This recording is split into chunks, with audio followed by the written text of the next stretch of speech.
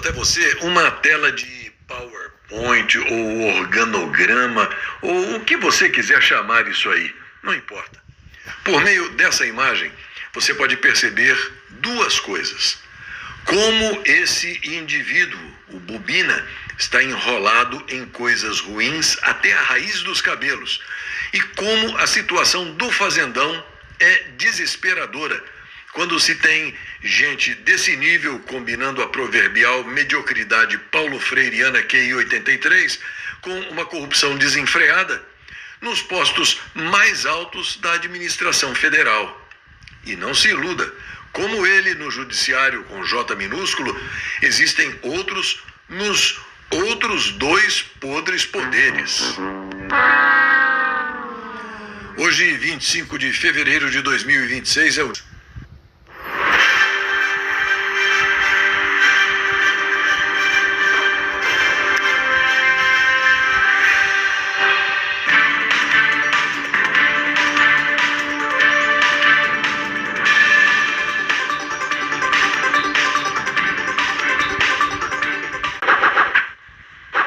A revista Oeste traz a informação de que a Comissão Parlamentar de Inquérito do Crime Organizado aprovou hoje a convocação dos irmãos do Bobina, o amigo do amigo de meu pai, e a quebra de sigilo da empresa Maridit Participações S.A., da qual ele é sócio.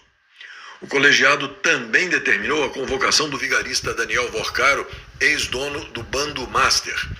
A comissão aprovou ainda a quebra dos sigilos bancário, fiscal, telefônico e telemático do Bando Master de 2022 a 2026, além do envio de relatórios do COAF, o Conselho de Controle de Atividades Financeiras.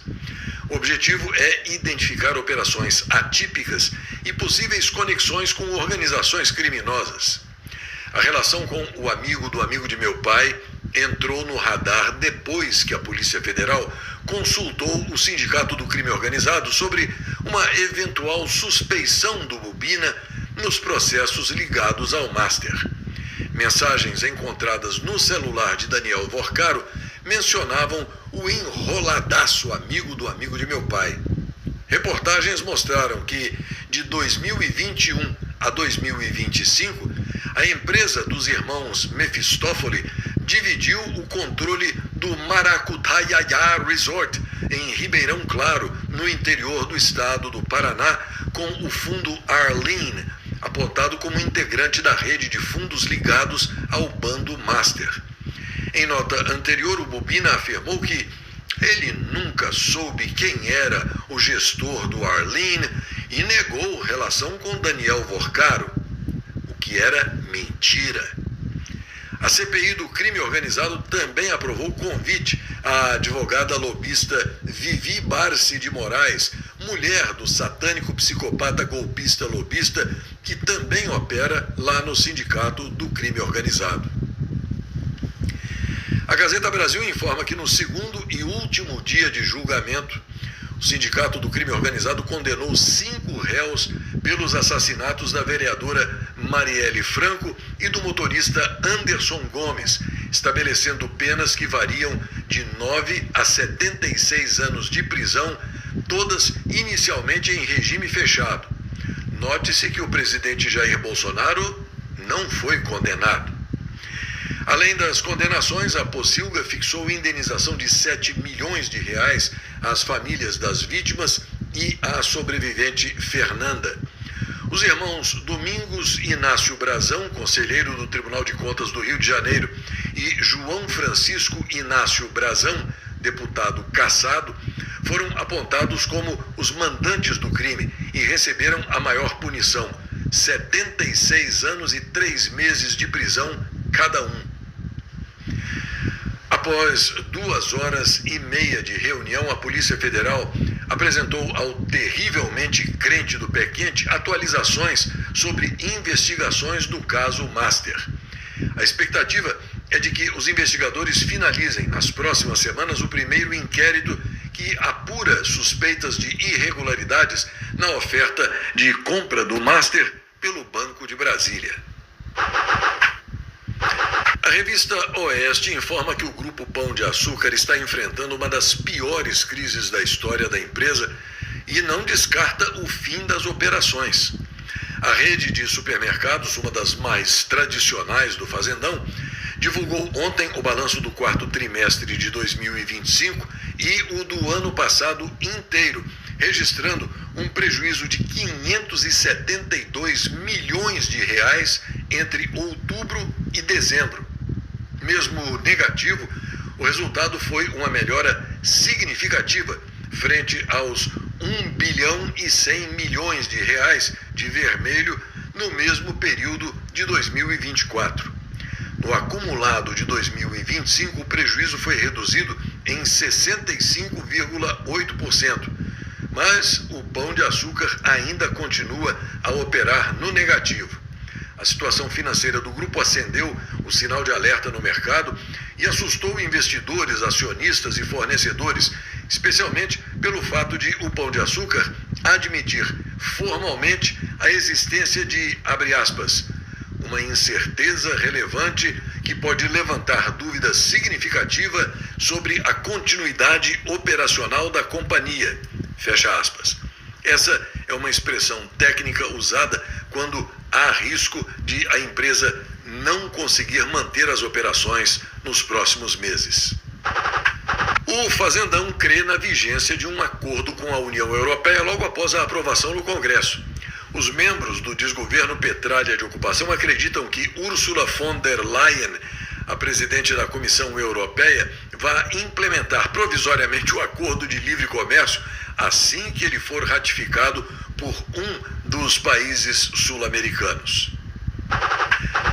Em uma reviravolta jurídica que demonstra cabalmente que quem tem medo, o desembargador Majid Nawaf Lawar, da 9ª Câmara Criminal do Tribunal de Justiça de Minas Gerais, e cujo nome sugestivo nos remete ao mundo islâmico, onde o relacionamento íntimo com crianças é admitido e estimulado, decidiu hoje dar um cavalo de pau e restaurar a condenação de um homem de 35 anos pelo crime de estupro de vulnerável.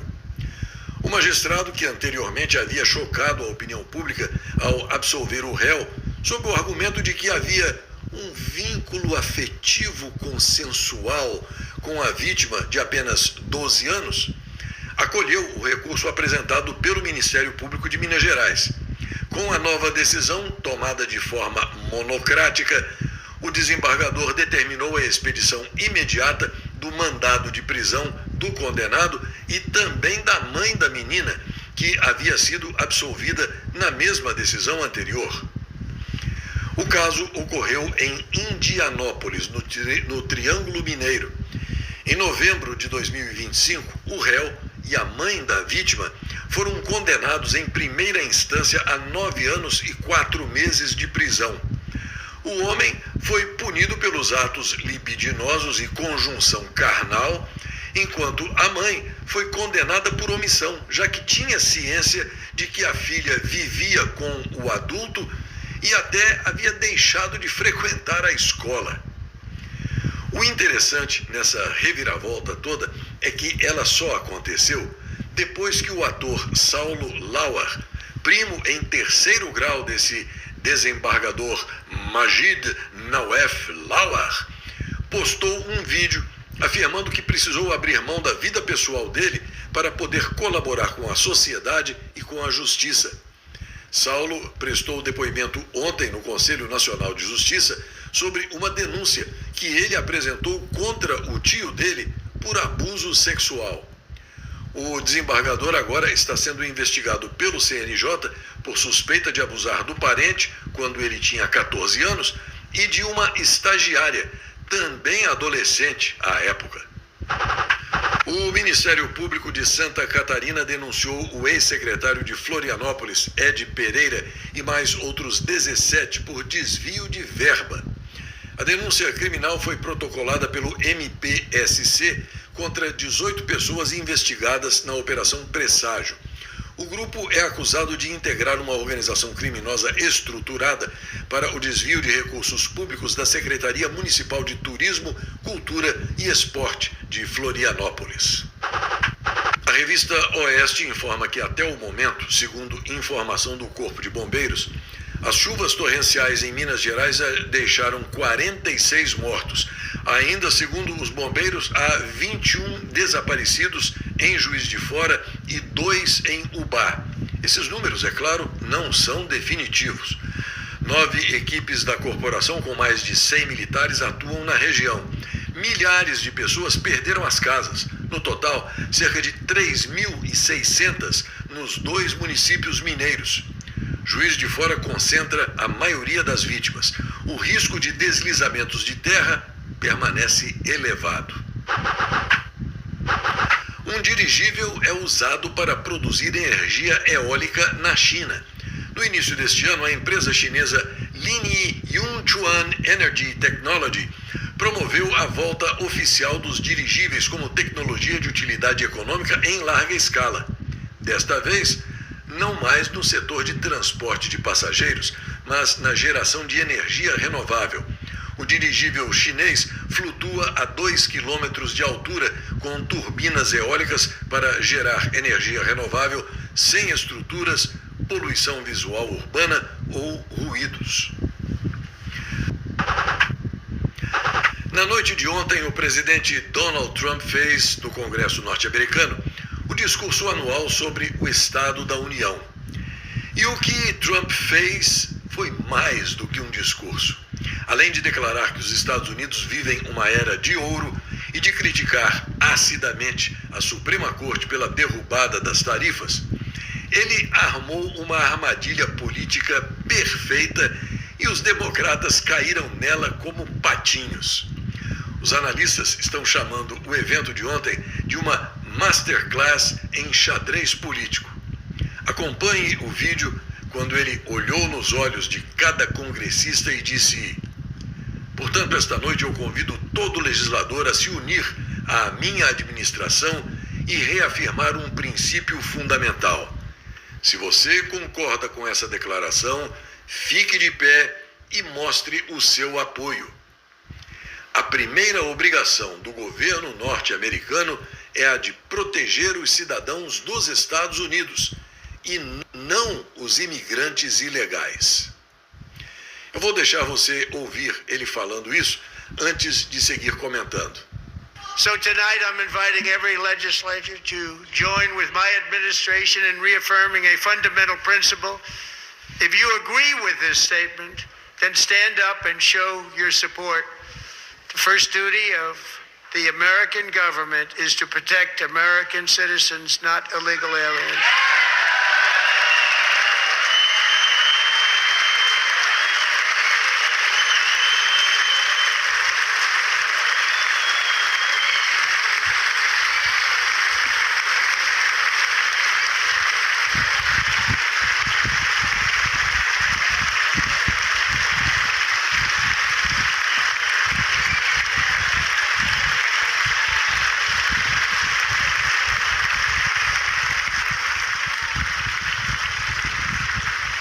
Não deu outra, porque ele sabia exatamente o que estava fazendo. Os democratas, que não param de gritar e espernear, dando chilique por causa do ditador Trump, ficaram grudados nas cadeiras. Ninguém ficou de pé, ninguém se levantou, ninguém aplaudiu, ninguém teve a coragem de escolher publicamente os norte-americanos. Como você sabe, esse discurso foi transmitido pelas redes de TV norte-americanas para o país inteiro. E agora, os democratas provaram para todo mundo ver que eles não dão preferência aos cidadãos norte-americanos. Preferem os ilegais. E isso é muito ruim. O Irã está pronto para fazer o que for necessário para um acordo, diz o vice-ministro das Relações Exteriores. Ele afirmou que a negociação será feita com toda sinceridade e boa vontade, mas alertou contra um possível ataque norte-americano. Os Estados Unidos enviaram caças furtivos F-22 para Israel em meio à tensão com o Irã. Um oficial da defesa afirma que 12 aeronaves estão a caminho do país. O México suspendeu o alerta vermelho em Jalisco após morte de El Mencho. O governador Pablo Lemos disse que as patrulhas das forças federais, estaduais e municipais continuarão em todo o estado 24 horas por dia. A narco-presidente do México diz que não há risco para a Copa do Mundo no país. Segundo Claudia Sheinbaum, há todas as garantias para a realização dos 13 jogos em estádios mexicanos. A Casa Branca alerta os cartéis mexicanos em caso de ataque a cidadãos norte-americanos. A secretária de imprensa Caroline Leavitt declarou que os cartéis de drogas mexicanos sabem que não podem atingir nenhum norte-americano ou enfrentarão sérias consequências. Enquanto isso, os caminhoneiros mexicanos anunciaram mobilização que promete paralisar as principais rodovias do país nos próximos dias.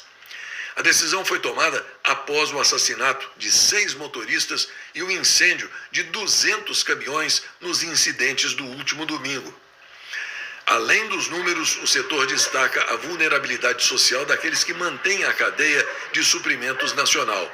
O Sindicato Caminhoneiro lembra que as apólices de seguro atuais geralmente excluem os danos resultantes de vandalismo ou de crime organizado. O governo panamenho assumiu os portos de uma empresa de Hong Kong no Canal do Panamá. A concessão foi cancelada pelo judiciário panamenho após 29 anos. Os terminais serão administrados por 2 empresas estrangeiras. Os Estados Unidos interceptaram um 3º petroleiro ligado à Venezuela no Oceano Índico. O navio teria escapado do bloqueio no Caribe na tentativa de violar as sanções relacionadas ao Irã. Quase 2.200 presos foram soltos desde a lei de anistia da Venezuela, segundo um deputado. A lei, aprovada na semana passada, prevê anistia para participação em protestos políticos e ações violentas durante meses específicos entre 2002 e 2025, mas não detalha os crimes exatos que se enquadram nesses critérios.